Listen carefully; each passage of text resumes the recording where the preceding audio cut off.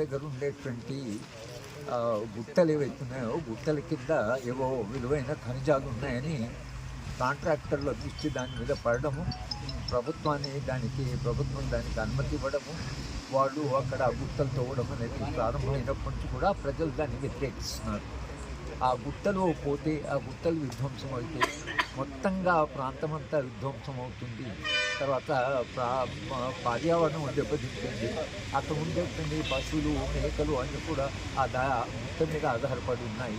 కనుక ప్రజలు వద్దనుకున్నటువంటి దాన్ని ప్రభుత్వం వాళ్ళ మీద రుద్దడం అనేది అప్రజాస్వామ్యం.